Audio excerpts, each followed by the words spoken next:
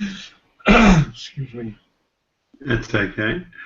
All right. Good morning, good afternoon, good evening, wherever you are. Welcome to Dumb SEO Questions, episode 188. Each week we meet here to answer the questions asked on the SEO Questions community on Google+. With us tonight we have David Rozam. David is an SEO copywriter of I think about 12 years standing, and he's been a copywriter for 30 odd years. He's based in the southern part of the frozen wastelands of England, and he can be found at writingforseo.org. Masataki Wasa is webmaster of wasaweb.net. He's also a Google top contributor on the AdSense. No, wrong. Yes, it is the AdSense. The AdSense community. And Masataki can be found at wasaweb.net. Rob Mars is an AdWords aficionado. He's runs a business in the Netherlands, marketbiz.nl, and he can be found at marketbiz, marketbiz.nl. And Tim Capper is CEO of onlineownership.com. Tim is also a Google top contributor on the Google My Business community. He can be found at onlineownership.com. All right, our first question tonight is on switching from HTTP to HTTPS. A question from Jason Walker. He said, I have redirected all domain versions to HTTPS inside my htaccess file. And he has a list of 301 redirects with the old domain version HTTP. Would you say this was a good practice to change the redirects to HTTPS, or am I fine to leave them the way they are? Any help would be appreciated. Oh, it would be great, thanks.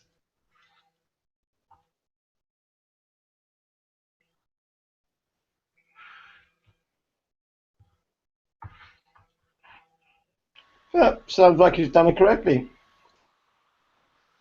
Pardon? Sounds like he's done it correctly. Well, I wouldn't he be better off to update his 301s to HTTPS? I thought that's what he said. He's gone. He's created redirects from. No, I think what he said was he had a pre-existing list. 301 redirection old domain HTTP to the new. That's what I read. Yeah, but he didn't do it page by page, I think. But he said I've got a list. Yeah. Of 301. That's I assume a list with good scoring HTTP pages. Okay, when I saw list, I assume he's redirected all old pages to the new HTTP to HTTPS. That's what I assumed when I saw list. Yeah, I assumed the same as Tim. And I thought another thing might be that you might have the dub and non-dub versions, and he's sort of redirecting everything to HTTPS and the dub version of the site, and that made sense to me.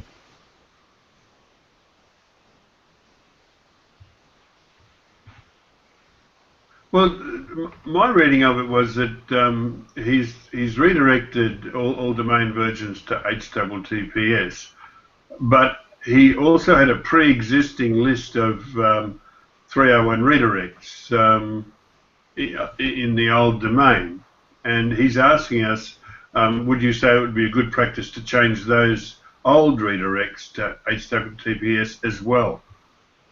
Like Yeah. in the HT-access file, it's read sequentially, and the redirect is fired as soon as a match is found. If he has the redirect to SSL at the bottom of his list, the earlier ones will fire and go to the HTTP version of his site, and then I imagine they'll then further redirect to HTTPS. Not sure. So, yeah, in that sense, it makes sense to have as direct redirect as possible, if that makes sense. So instead of having to go through two redirects, it would be preferable to have a single redirect from old HTTP page to the new HTTPS page, rather than going through HTTP old page 1, which is redirected to HTTP old page 2, which is then redirected to HTTPS page 2. So in that sense, yeah, it would make sense to, in my view, if possible, to make the redirects as direct as possible. Yeah. Okay. Well, Jason, I hope that's what you're looking for. Anyway, let's hope so. Nick Thorley asks us a question titled "Monitor a client's position in the search engines for a particular keyword," and he wants to record the results in a spreadsheet so he can show his client his position over time. At the moment, he has been doing this by carrying out the search in Google and recording the position. However, I wondered if by the fact I keep searching and not clicking on their link, whether Google is monitoring this and will think that the website is irrelevant for that keyword and lower it in the rankings, which is obviously the opposite of what he is trying to achieve. Firstly, is my thought a sensible one? And if so, can I minimize my effect? Incognito mode. All of your searches should be incognito mode regardless. Also, he said lots of SEO software seem to show the position over time. Do they use the same method, or do they just use an API to retrieve the results? Sounds like a good opportunity to mention our good friends who provide all of our panelists with a copy of a Guru subscription to SEMrush.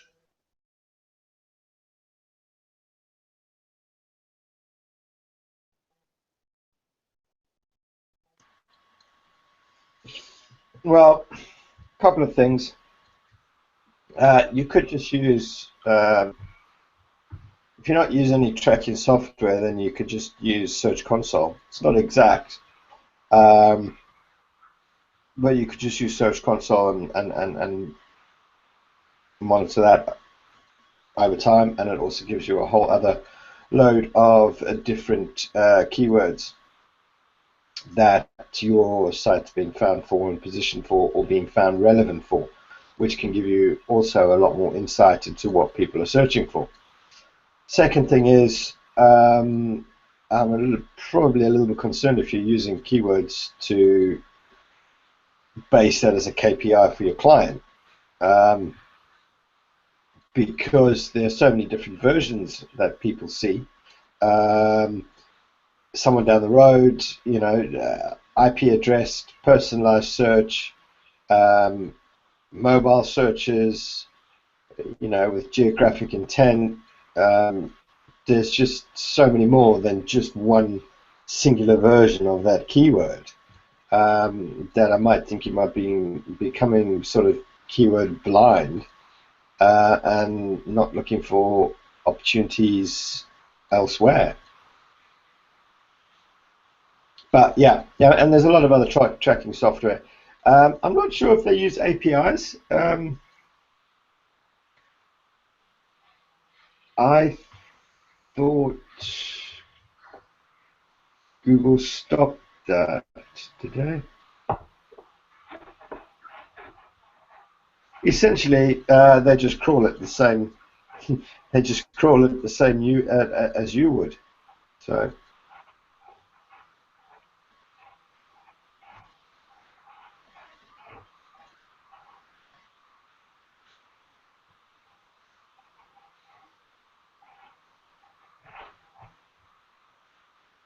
Is that it, guys?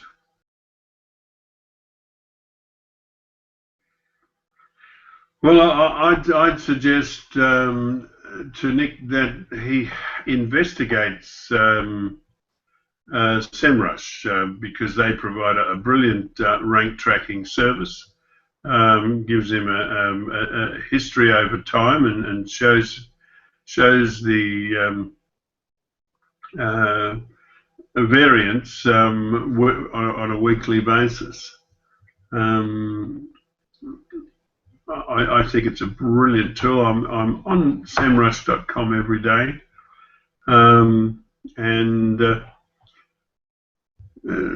I think it's worth investigating. I don't think if you're not using incognito search, all you're going to get is your personalized results.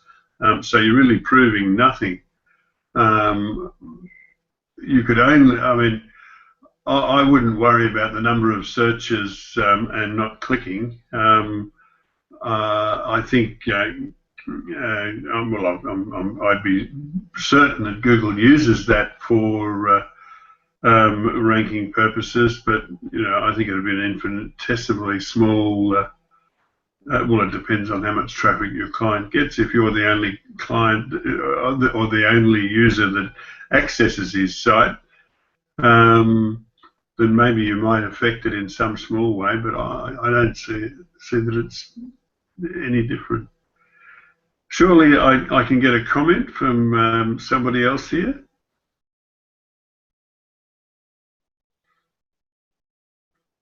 No, they're all quiet. Okay, all right. Let's tweet that.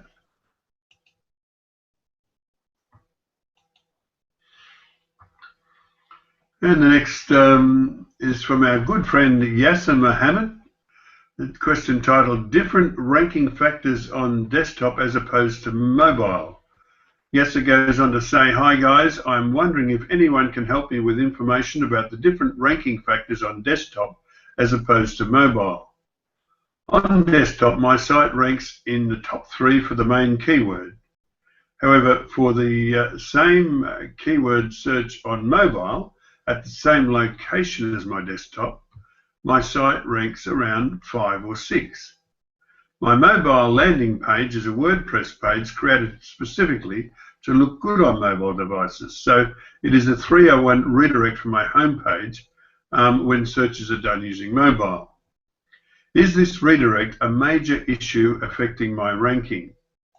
What other factors could be affecting my mobile ranking aside from geographical location?"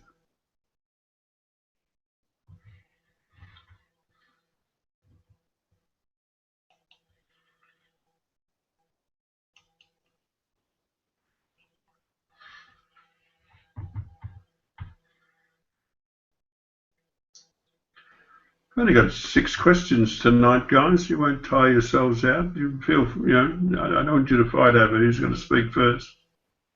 Well, as I've decided to sacrifice myself on the altar of this question, I could do with a few virgins as well to sacrifice with me, but have we got any of those? Anyway, this is the UK you're talking about. I don't think there are any left, are there? we're talking about the southern UK here, not Corby, where we don't know about that at all. Anyway, yes, in theory, the 301 could be diluting things, I suppose, but there will be different factors or different weightings for mobile and desktop. I know that quite often when I've set up, well, let's mention SEMrush again. I've been setting up different tracking accounts for desktop, mobile, and tablet on SEMrush, and looking at variances, and they do. It's across my clients' 3 different versions. There are different performance rankings, if you wish. So I wouldn't worry too much that they are different. It would be interesting to see whether you look at when you look at a number of key phrases, whether you're gonna get consistent lower rankings for mobile against desktop. If you do that, then perhaps you've got something that's not so good with your mobile version. The other thing is Google has a test tool, does it not? Do you still have that?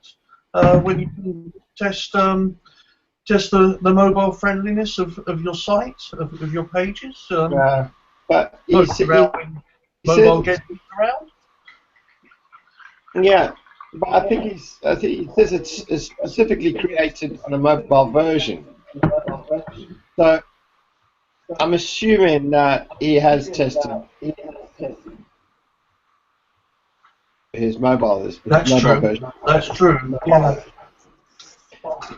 I'm just wondering how different is it from your desktop version? Is something missing in terms of the actual sort of content? Also, is your mobile version a mirror image of your desktop version? Because, for example, if you've got a mobile version that's a sort of that's a separate URL in that sense, equity may not be flowing from your desktop site all the way down into the mobile site. There's a possibility there. So, yeah. That's a couple of things to look at there, really. If your position in desktop is number 3, that's because it may or may not, that specific page, for example,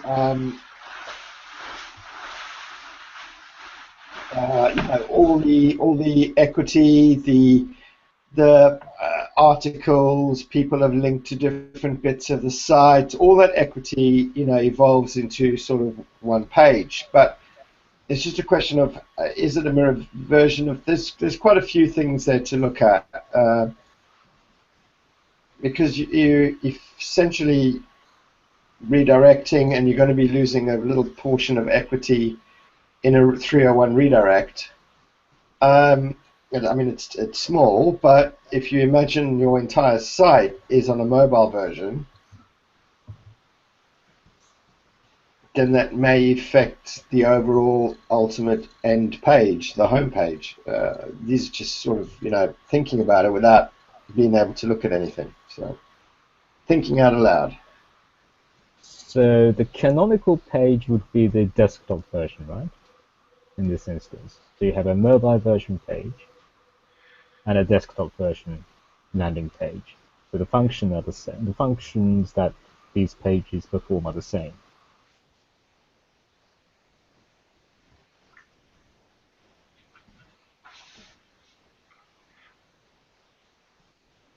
So okay.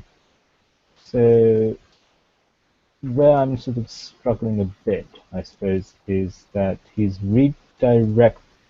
And why is he 301 redirecting?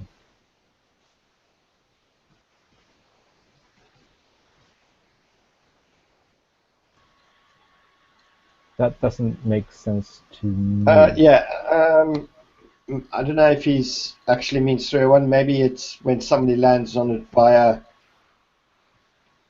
via mobile, then it redirects to the mobile version via, Yeah, but I think he's maybe calling it a 301. I don't think it is actually a 301. no, so it's device detection Because and then Because if it was a 301, people in desktop would also be redirected to the mobile version. yeah, it So might be some sort of conditional one in device detection or something like yeah, that, it's what and happens then is it's as per device. So if a mobile hits the desktop, then it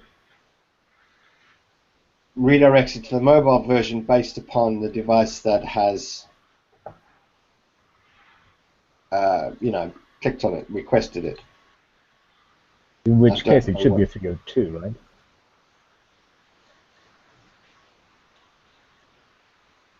Uh, So in essence, the mobile should be canonicalizing to the desktop page, right? So you have two different pages, one for mobile, one for desktop.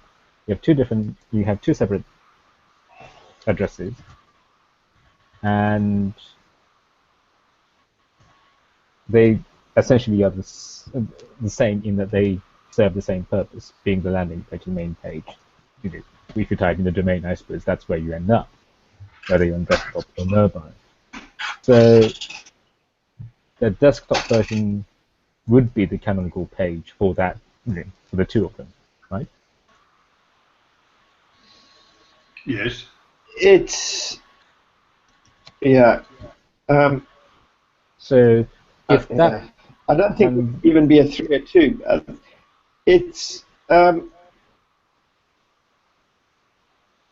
because as far as the search engines are concerned, it's in the in sense that H. You normally do it via HT access with a God. I mean, I'm not a developer. I think it's called something like a freaking MIM something or other, where it detects the screen width and then redirects to the mobile domain. yeah, but it still It's will be a redirect, right? Because the condition is that if someone lands on this URL and if the screen width is smaller than this, then will be redirected to the mobile page. So it has to be some sort of redirect, no? mm, So if it is done by width, then it wouldn't make much more sense to have the using the well, it depends what he's used. Whether he's using JavaScript, whether he's using HT-access, doesn't it URL say rewrite. access? There's quite a few different ways.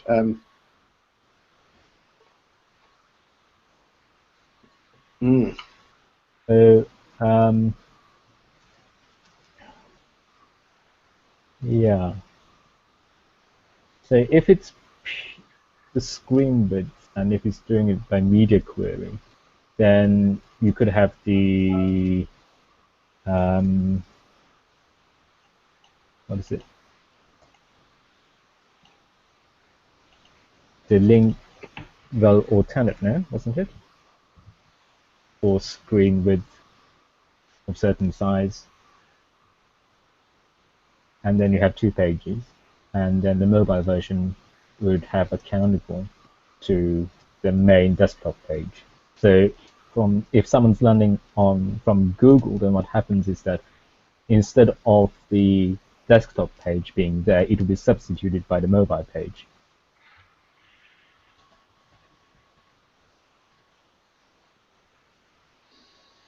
yeah, I don't. Yeah, I'm confused now.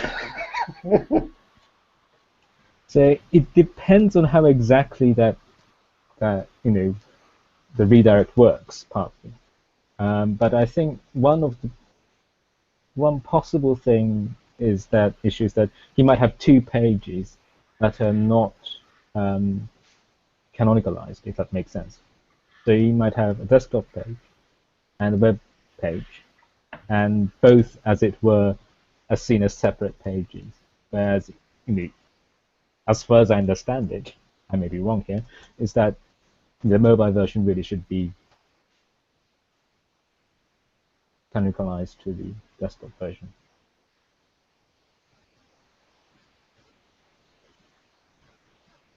I'm getting confused, and I'm probably wrong, and I'm probably talking all sorts of rubbish now. No, I think you're right, Mr. Taki. And you too, Anyway, Tim. I think you're it's right. worth him to look at how he's done it. Yeah.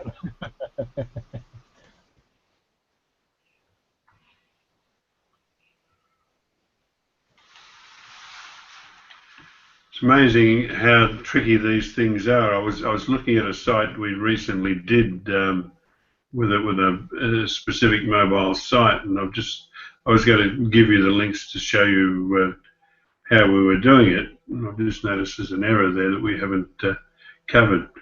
We didn't canonicalize back to the main page. Anyway, so easy to make a mistake. Oh, yes, sir. I hope that's put some light on it for you. Please ask again if it's not. All right, let's move on to the next on our list. It's number 4 on our list. It's from Warrington Carpet Cleaners. They ask, should I post a local landline number onto my website? Their question begins, hiya everyone, SEO question. My website currently only shows a mobile number. I'm getting conflicting information. Should I post a local landline number on my website? Some people are saying it helps a great deal, showing that you are local. Others have the view that it doesn't matter. Does anyone care to cast their view on this, please? I am based in the UK. Russ.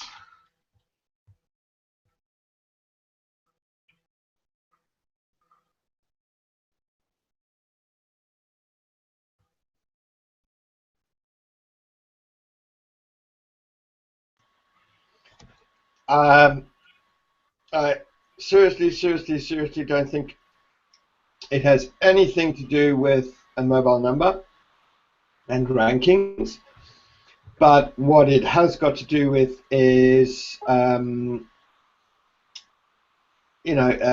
just the customer impression.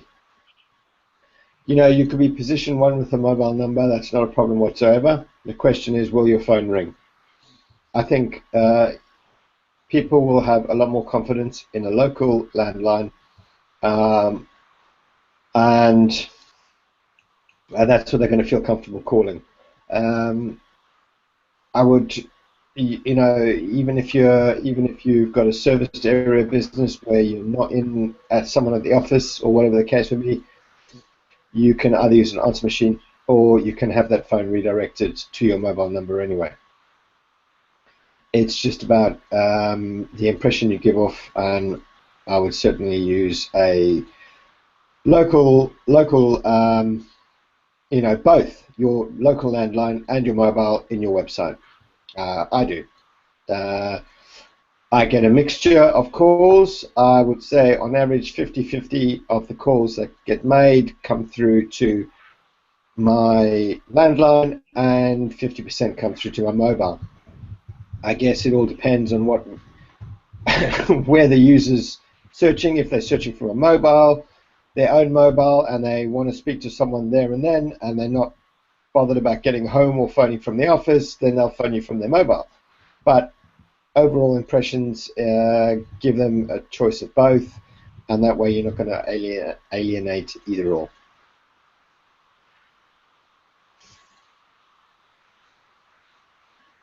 Mm-hmm. Anybody else? I just made a joke in the comments there. It fell flat. Nobody smiled.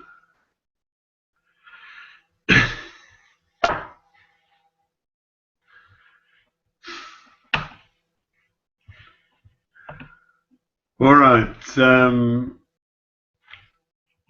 Have we covered this one? I'm going to record that as a yes. I'll tweet that. Oh, no, I've already done that. Okay, let's go to the next. And this is our second last question from Benjamin Van Leeuwen. Benjamin asked a question titled, How to Dominate the Swedish Search Results. Benjamin said, Hi guys, I have an English website which contains English content. My main focus is the Swedish market. I'm using a .com as a top-level domain, and I have no content which contains the Swedish language. What things can I do to dominate the Swedish search results without having Swedish content?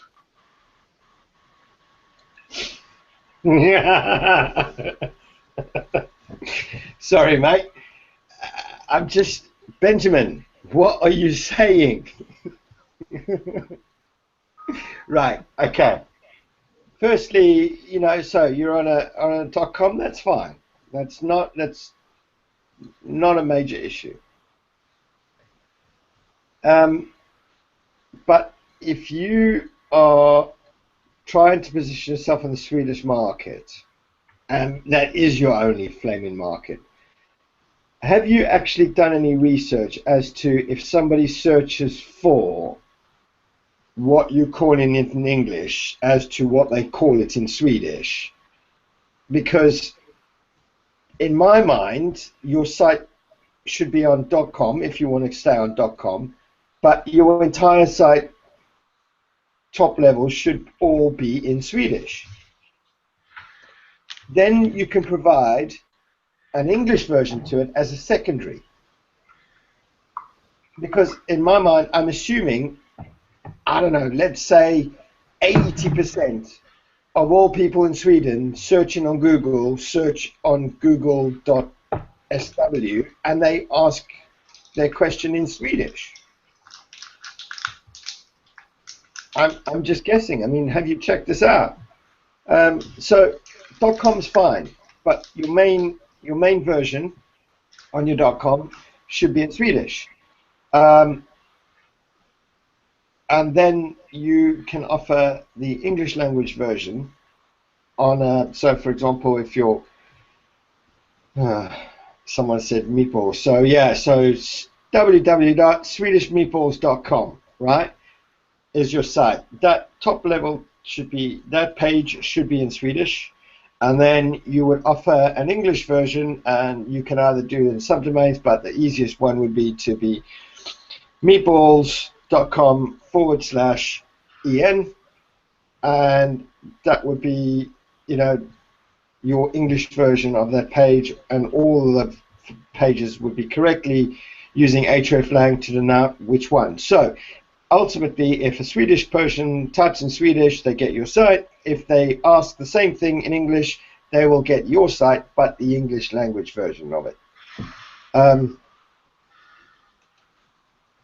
Yeah, so there's no need to change your thing, but you know, I really think you need to be looking at your market properly, because I think you've got it flipped around in the wrong way around. Well, he might be targeting non-Swedish speakers living in Sweden. Who? Yeah, but without knowing, we don't know. Yeah. I mean, if you're selling Volvos in Sweden, I'm assuming every Swede is going to be searching for it in Swedish. Yeah, it depends on the brand. It depends on what you. Yeah. And same again. I'm not yeah. I don't know.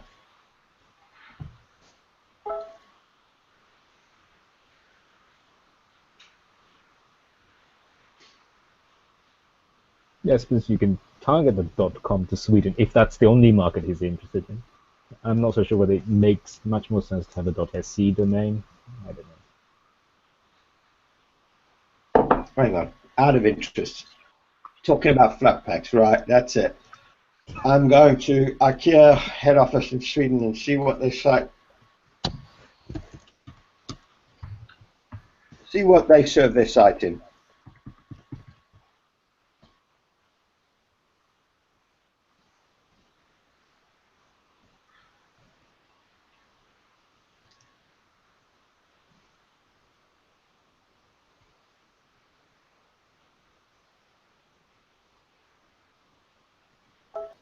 Well, they're in a .com, and they use different versions, but Yeah, they use, I think, language and then location. yeah, they use language. Oh my God! Someone, please give them a help with their titles. Are disgraceful.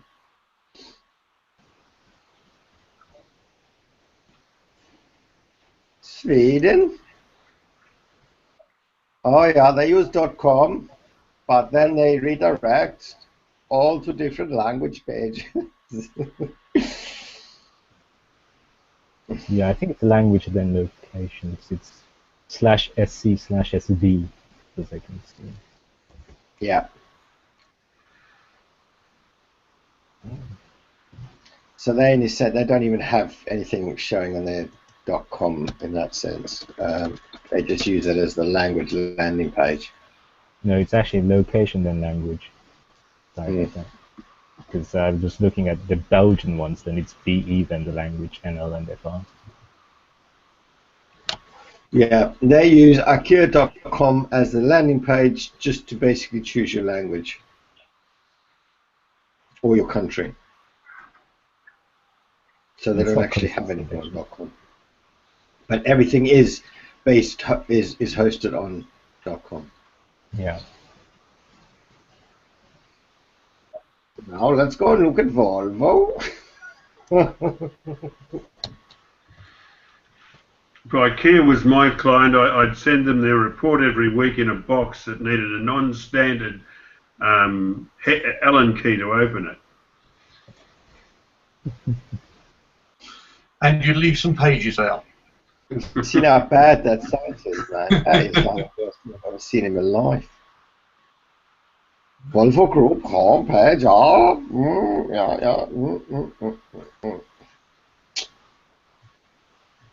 Yeah. I think the entire Swedish nation is on your tail now. Mine? I haven't opened up the site, but is it one of those ones that you get in at the start and you can't get out of it until you get to the end?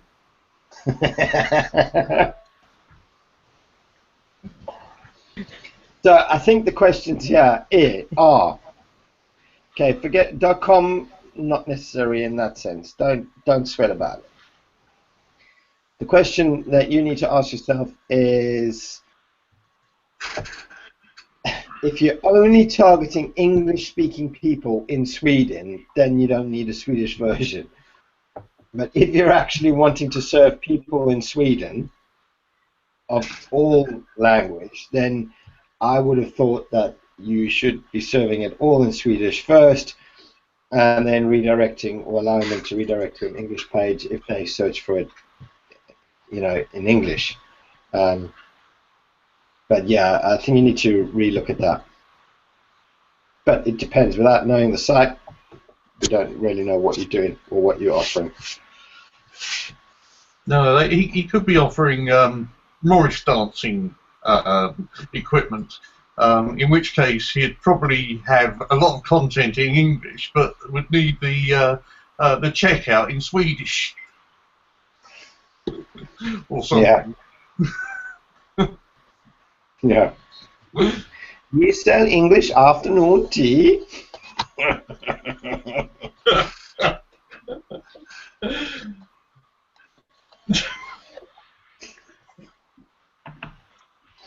But only to the English. That's like a Finnish Welshman.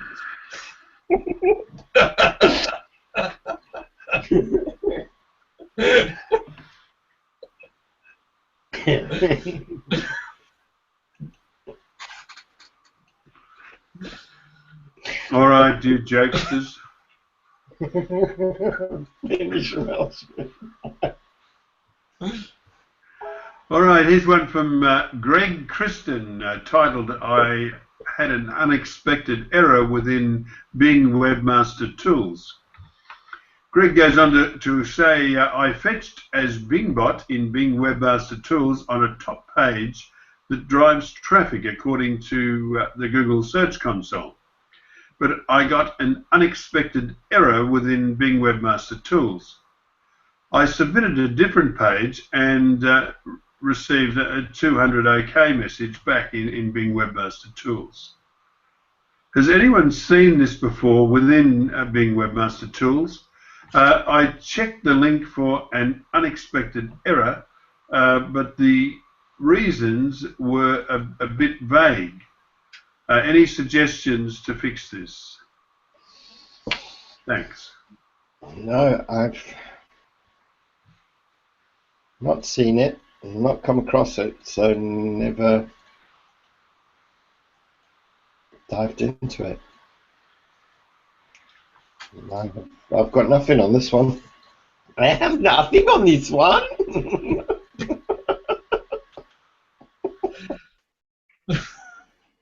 Oh, hit you round the head with some fermented fish eggs. You mean? You mean?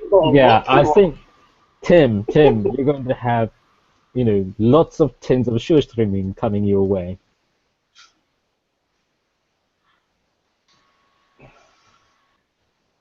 I've got a You kind of can tangential. visit my site to find my address. That's not a problem. Just make sure you peruse some content first before you find my address and send me a wonderful present.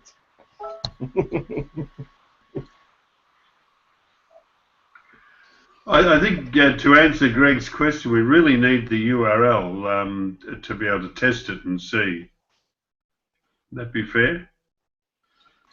Yeah, I've had some strange things happen with Bing Webmaster Tools in the past. It's not going to help Greg, but I think the weirdest one was it hasn't got the site hasn't got a sitemap when it did, and I told Bing Webmaster Tools where it was. So I'm not sure we ever got to the bottom of that one, but it caused much head scratching. I know that. Well, I've noticed a thing recently in Search Console that kind of winds me up a little bit. Is we've recently, it's just a bit of an oddity where same site, only a couple of internal pages were changed, but same site, except it was canonicalized from non-dub-dub to dub-dub. And then when I went and looked at sitemaps, Search Console was still displaying the old one. It kind of doesn't refresh the data until you've got to fetch as Google and then refreshes the data, and then you can submit a new one, and then it goes, oh, okay, yeah. So they've all got their quirks, and I haven't spent an inordinate amount of time in Bing Webmaster Tools. It's more just been submit my site, make sure my sitemap's in, and that's it. Sadly, I'm going to admit it, I don't look in there very often.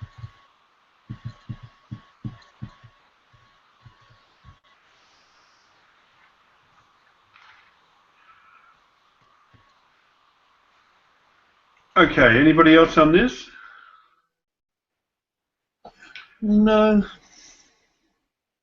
Okay, well, look, it looks like we've done it again for yet another week, guys. We've answered all of the questions asked on the SEO Questions community on Google+. And now we move to the SEO News community, where each week we cover topics entered in the SEO News community on Google+. And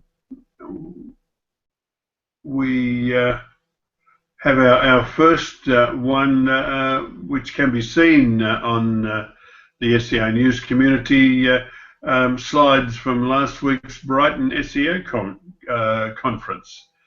Now, David Rosam, you're not far from Brighton. No, it's just along the coast. And I didn't get there this time because the tickets went so quickly. They're actually having to go to a venue that's over twice the size of the current one because of the demand. tickets. Yeah, but some of the prices are stupid, mate. What? Well, if you just got like a, I mean, I think the networking pass was 75 quid or something. I, as usual, went for the free one. Oh, right, yeah. So basically, you can go in and you can't do feck all. You can't I mean, what? you can't do. Have we gone back to South Africa now, or are we still doing? Are we still doing Scandinavian Welshmen? No, that's Irish feck all. Let's I'm put sorry, it but in those prices Ireland are where they don't really. have any internet. I mean, some of them prices, and they go up 75, 500, something stupid, then 1,500. I'm like, I cannot possibly justify that expense. It's just no way. No, that's why I go for the free tickets. It's ridiculous because all those people do their screenshots and their slide shares and present live anyway.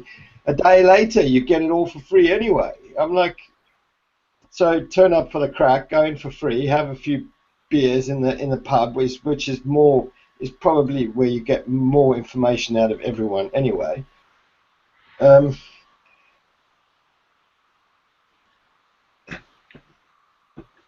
fact, SEMrush was streaming live this year. I caught a few of theirs. It was very interesting. All right.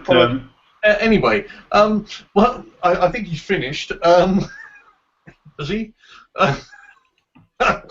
No, they're just, it's the presentations from last week's Brighton SEO conference. I thought there may be something of interest to our esteemed viewers.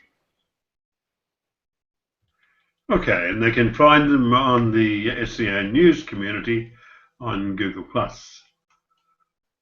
All right, next one is a post from Bill Slawski on Google's reasonable surfer patent updated.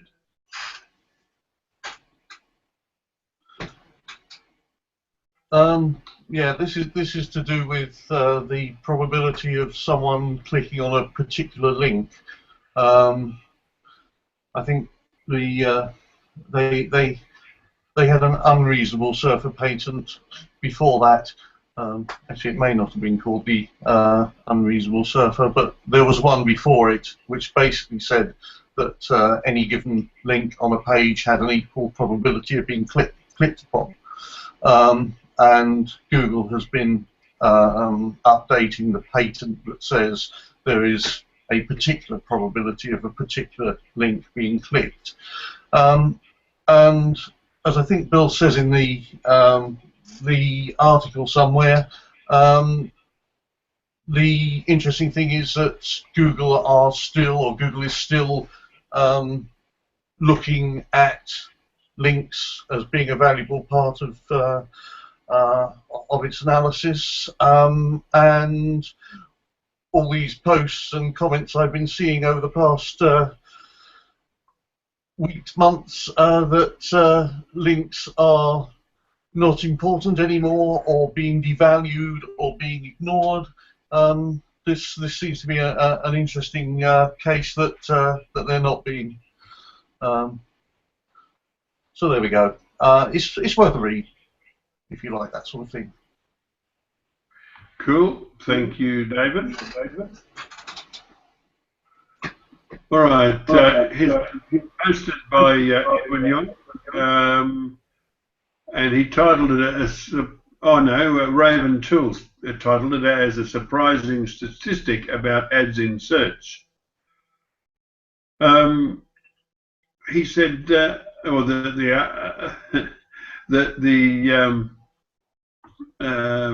surprise was that according to Ofcom's Adults Media Use and Attitudes report, around half of adults are unable to recognize ads in Google's search results.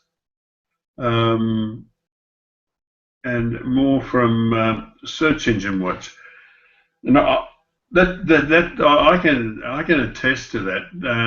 I once had a client that insisted that a competitor was way smarter than me because they could get them on the page number one on the same day. I said, that's an ad. They said, no, it's not.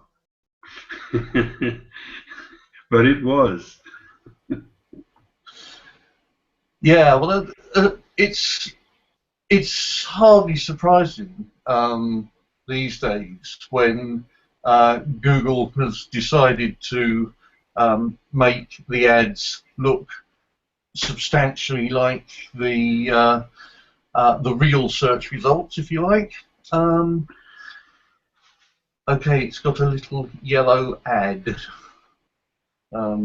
square on it, but if you look at there are no longer any box around the ads. There's no longer a rule or whatever. The typeface is the same or something very, very similar. So it goes. So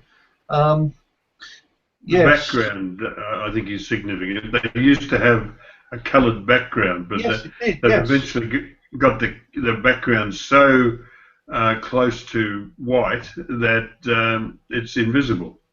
Yeah. So if a percentage of people are already unsure when it's when the ads were looking substantially different, these days it's hardly surprising that around half of adults are unsure which is which. So I would say Google are probably very pleased with that until some regulator comes round and attempts to swat them on the knuckles for it. Yeah. All right, next one is from Chase Rayner. He's doing a Twitter chat at 11 a.m. PST. What is PST, guys? Which time zone is that? Pacific Standard Time, isn't it? Okay. That's the West Coast, of the US of A.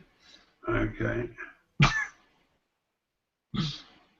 And we'll move on to the next. And this is interesting. Getty Images joins the European Union's joins in an antitrust complaint against Google. According to Getty Images, once an image is displayed in Google, there is no longer a reason to click through to the actual website to see it. It has also turned people into accidental pirates through using these images on their own websites. Oh, that's how Getty Images makes their freaking money, by pursuing people, accidental pirates. I love the way they term it. These people are the plague. I hope they go bust. They are. They're the absolute plague. What have they done to you? They are hideous creatures. There are hundreds of places. There are hundreds of places to get brilliant images now, which are royalty free. So go to them. Boycott Getty Images. Hope they go bust. See you in hell, you buggers. Not the least of which is waterweb.net.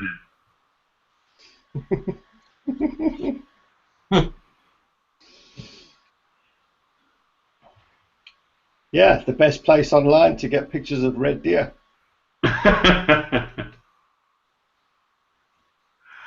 All right, moving on to the next. This is a post made by Tim Capper. Online ownership originally shared when geo-coordinated in structured data goes rogue. This relates to our experience of using geo and HasMap in our hotel structured data. Maybe you could tell us some more about that, Tim. I don't remember posting this.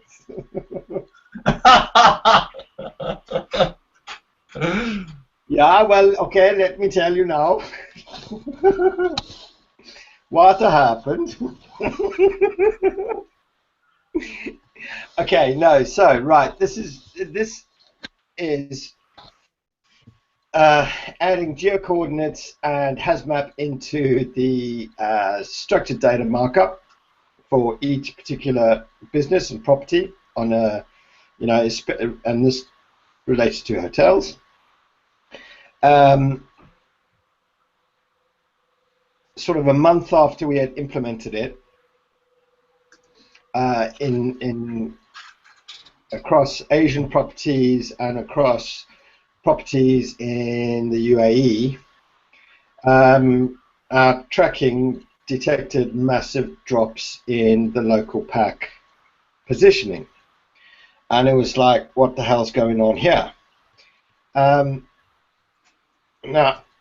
we're always dealing with duplicates, especially in Asia and the UAE, where guests, I don't really know if it's a cultural thing, but where guests have gotten back from their holiday and decided that they couldn't quite find out where they were staying, and they couldn't see that the property actually existed in Google Maps and added a duplicate, or they even moved the pin marker.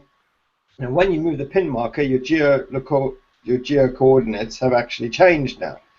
And if you're physically tying in your geo coordinates to Google, it created a massive wobble. Now, when we removed them, Google could kind of compensate for the slight changes in geo coordinates and the duplicates that were hanging about without a massive drop in rankings. And then you would obviously notice the duplicates each month, and you would deal with those and have those removed without massive drops in rankings. But by fixing the geo coordinate, it just got Google completely flustered. So essentially, long story short, it happened again after we had rectified it the first time. It happened again with different properties in Asia, and eventually it was just a question of, this is just getting out of control. And so we stripped out all the geo coordinates and HasMap out of the structured data, and needless to say, everything's stable again. We still get duplicates, we still get people moving the pin marker within the boundary of the property, but we don't get the same massive drop in local pack, and in some cases completely disappearing out of the local pack. So yeah, essentially I think what the situation is by tying it in specifically with geo coordinates, Google has a brain fart and just, it just breaks it. You won't get this now, and I had to stress this a few times, because you won't get this essentially in a normal business in the high street. The reason I believe that this has happened so many times with hotels, you've got, obviously with hotels, you've got hundreds and thousands, well, hundreds of people, different nationalities, checking in, checking out on any given day. When we tracked down a couple of the people that moved the pin marker via MapMaker, and we actually said to them, why did you move the pin marker? And I don't know if this is, I don't know why, but a lot of them were saying, well, what we did was we'd move it, and then we'd send them the link to friends and say, this is the villa we stayed in, and they would have moved the pin marker to the villa they stayed in, so people could zoom in on satellite to see the villa they stayed in. I don't know why just sending pictures, like, hey, check out my pictures, but they moved the pin marker in and around. Now, ordinarily, that doesn't cause an issue, but when you've tied in your geo coordinates, it did cause an issue. So an ordinary business on the high street, accountant, clothes store, coffee shop, is never going to experience this problem in that essence. in that sense. This was a unique situation, seemingly to have. Oh, it did happen actually to one of our UK ones, but it took a long time for this to happen in the UK one. But by which time we had stripped out all Asian hotels and UAE hotels. We'd removed all of those because they were just happening far too frequently. And eventually, when it did happen, sort of once in 6 months with the UK ones, we decided to remove those also. It's just no point in having things disappear out of the local pack and then having to hunt down the reason, and it's just ridiculous. So we don't include them now. That's the moral of the story. And I just think, yeah, if you've got hotels, that's certainly something to keep an eye on if you all of a sudden disappear out of the local pack. Sounds like a case of the left hand not knowing what the right hand is doing. Well, you see, what it is you've got people. If people can make changes, then they will make changes, and your geo coordinates change. And it just, because you've specified those locations, those coordinates, it doesn't give Google the flexibility to understand that it's moved slightly, and it's moved 2.2 degrees one way or whatever. It doesn't give them the flexibility because you have specified the exact geo coordinates. Sometimes you wonder who's minding the store at Google, who's actually planning, what's being done. I mean, it's like what they've done here. It's like giving somebody a gun to point at the business and shoot it.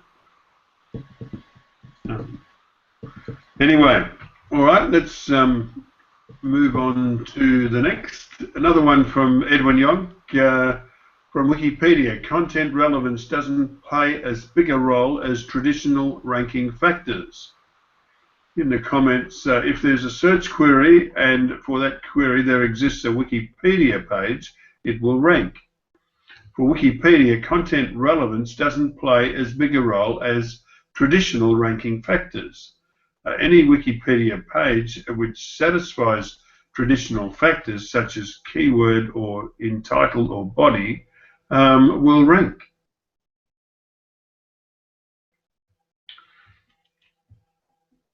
And it was a share on LinkedIn. Who was that from, that share?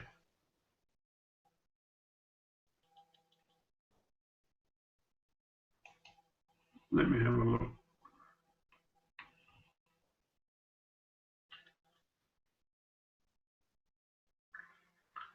It was a post on Wikipedia, and it was titled, "Does Wikipedia deserve such high ranks in search results?" Must admit, I used to complain about Wikipedia always being number one, but when you think about it, with the number of pages they've got and all that internal linking and the linking to them, it's no wonder they deserve to be there at number one. All right. Anybody else have a comment on this? All right. The next one is, thank you for watching. We've reached that time again. Do we have any other items of general business before we close for the night?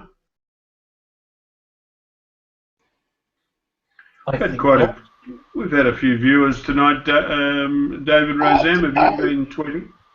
I have been. I don't think people understand that I am actually Swedish. I think that is why people were tuning in. I think he is the only Swedish wildebeest in the world. No. The surströmming is coming soon your way. And and you will stink up the whole of Corby.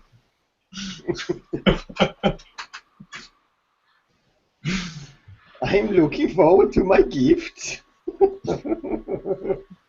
Yeah, it will be that stinking, rotting herring, the Surströmming, and what's the other one? Moose elk liver, which has lots of nasty things in it. I think you shouldn't eat too much of that. It's good, but you can't eat too much of it because I think it has some sort of heavy metal in it. All right. So, well, we'll be back at the same time next week to do this all again. But for now,